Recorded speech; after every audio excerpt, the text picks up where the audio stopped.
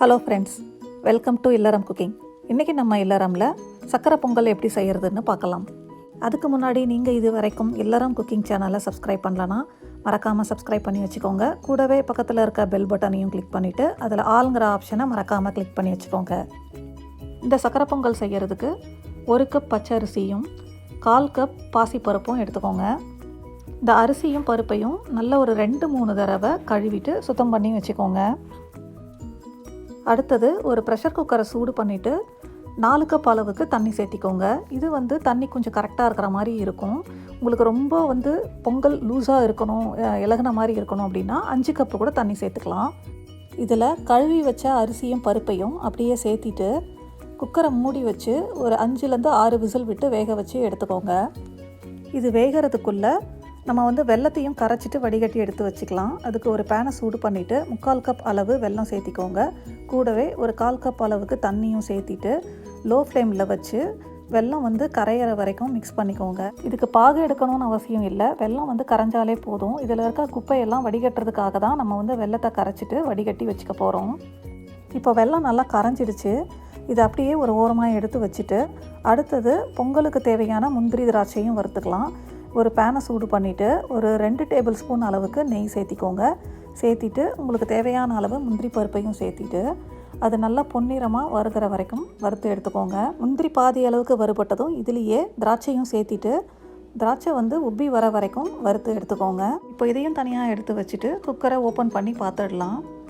Steam release ஆகிடுச்சு. இப்போ குக்கரை ஓப்பன் பண்ணி பார்த்துடலாம். பாருங்கள், பொங்கல் ரொம்பவே சூப்பராக நல்லா வெந்திருக்கு. இதை முதல்ல நல்லா மசிச்சு விட்டுடுங்க. சூடாக இருக்கும்போதே நம்ம இதை நல்லா மசிச்சு விட்டோம்னா நல்லா சாஃப்டாக குழஞ்சி வந்துடும்.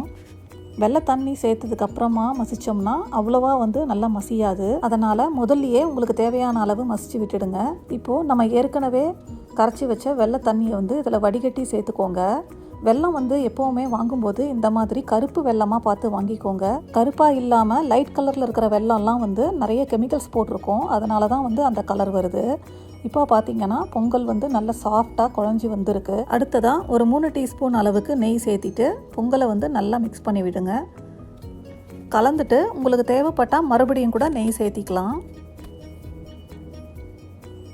சக்கரை பொங்கலுக்கு கொஞ்சம் நெய் கூட இருந்தால் நல்லாயிருக்கும். நீங்கள் உங்களுக்கு எவ்வளோ தேவையோ அவ்வளோ சேர்த்திக்கோங்க.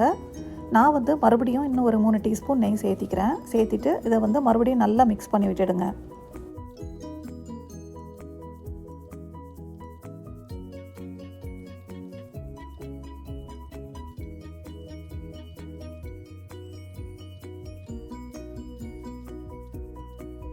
இது நல்லா கலந்து விட்டதுக்கப்புறமா நம்ம ஏற்கனவே வறுத்து வச்ச முந்திரி திராட்சையும் சேர்த்திட்டு ஒரு 1/4 டீஸ்பூன் ஏலக்காய் தூள், கடைசியாக 1 அல்லது 2 பிஞ்ச் அளவுக்கு பச்சை கற்பூரத்தை லேசாக பவுடர் பண்ணிவிட்டு இதில் சேர்த்திக்கோங்க.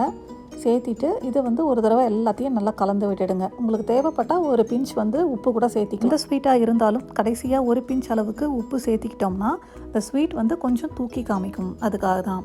இப்போது ரொம்பவே அருமையான சிம்பிளான இந்த சக்கரை பொங்கல் ரெடி ஆயிடுச்சு. நீங்களும் இதே மாதிரி இதே அளவுகளோட இந்த சக்கரை பொங்கலை செஞ்சு பாருங்கள். பார்த்துட்டு எப்படி வந்திருக்கு அப்படின்னு எங்களுக்கு கமெண்ட் பாக்ஸில் கமெண்ட் பண்ணுங்கள். உங்களுக்கு இந்த வீடியோ பிடிச்சிருந்ததுன்னா லைக் பண்ணுங்கள். உங்களுக்கு தெரிஞ்சவங்களுக்கு ஷேர் பண்ணுங்கள். மறக்காமல் இல்லறம் குக்கிங் சேனலுக்கு சப்ஸ்கிரைப் பண்ணுங்கள். தேங்க்யூ.